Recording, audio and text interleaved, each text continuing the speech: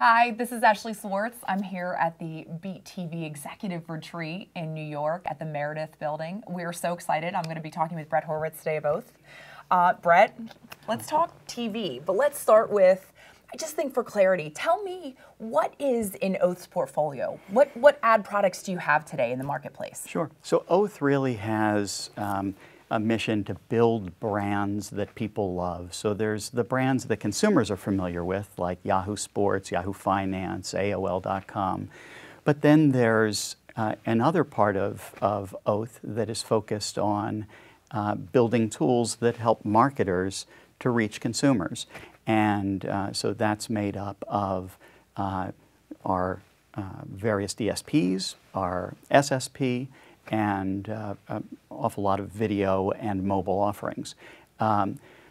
My group within Oath focuses on advanced TV and really is in the process of changing because of the changes we're seeing taking place within the TV ecosystem, really.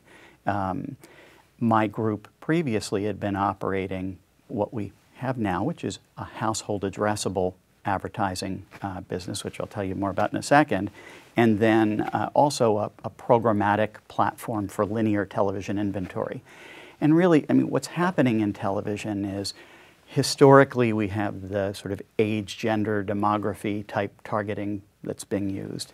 And we're seeing a proliferation of different solutions today to allow data to be applied to that kind of one-to-many challenge, right? One commercial seen by many people, but use data to send it to people who are the greatest concentration of your target, the people who are most likely to be activated by your message. So there's, of course, OpenAP, and there's the NBC solutions and the Fox solutions for that type of data-driven linear. And that's what we had been operating within Oath for linear television through a self-service programmatic platform. That was sunset in March of this year as we really focus our sights on addressable television. We really see that the future of the way television's being delivered is fundamentally changing. And it's changing so that, you know, pick the number of years into the future, 5, 10 years, we believe all or virtually all what we now call television impressions will be addressable.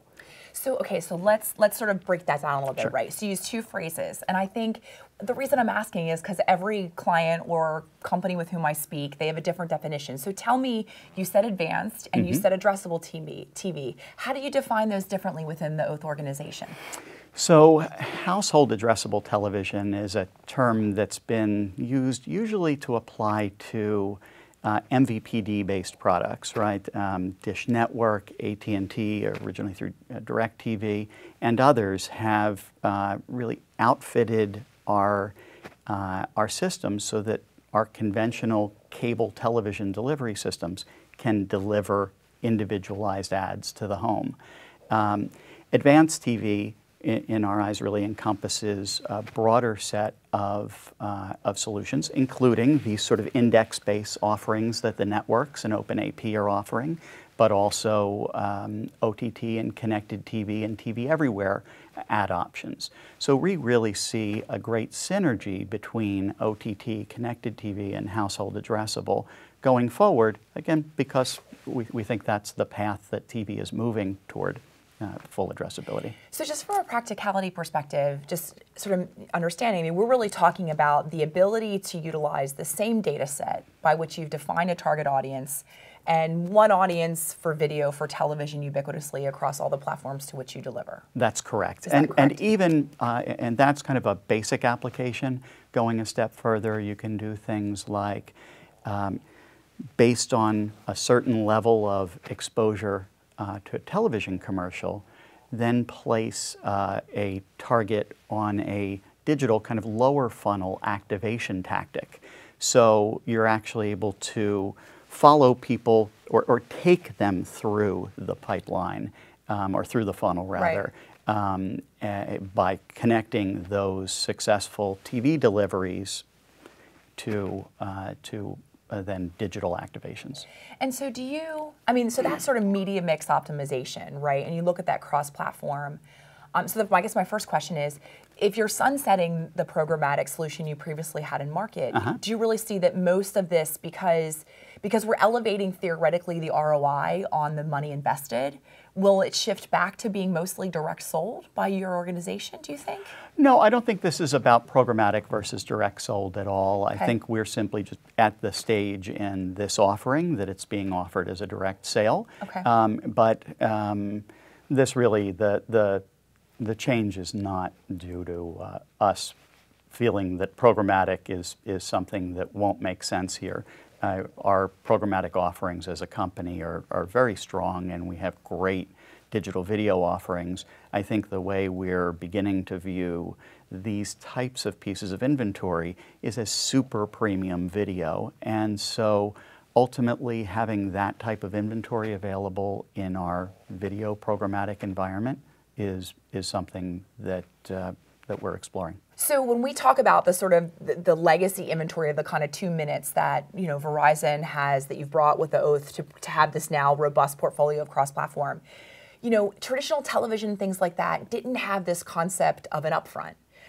Oath has been, in your legacy, been a leader in this concept of a new front, right, and bringing that. We've covered that for many years.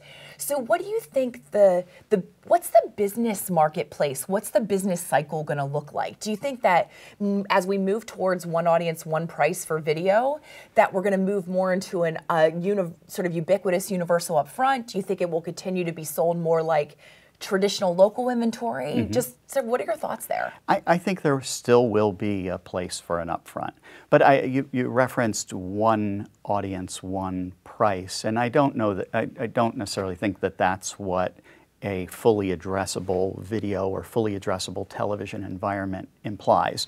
As it is now for household addressable offerings, incidence size, right? The size of your target is a factor in cost. And I would expect that would continue to be a factor in cost going forward, as well as demand on certain types of targets and so on. Right. But do you see a future where, so when I say that, and thank you for calling the attention to make sure we clarify it, what I'm thinking is that if I want to reach yogurt eating moms that are in the market for a minivan, is the idea that at a future state, or very near future, obviously, if we're here today, you'll be able to offer a marketer or their brand, a marketer or their sort of agency, basically they can reach that target audience across all of your premium video platforms in one unified buy. Yep. Okay. So that's something that really can be done today. It's not as seamless as it will be as we go forward, but today, an advertiser can take their household addressable target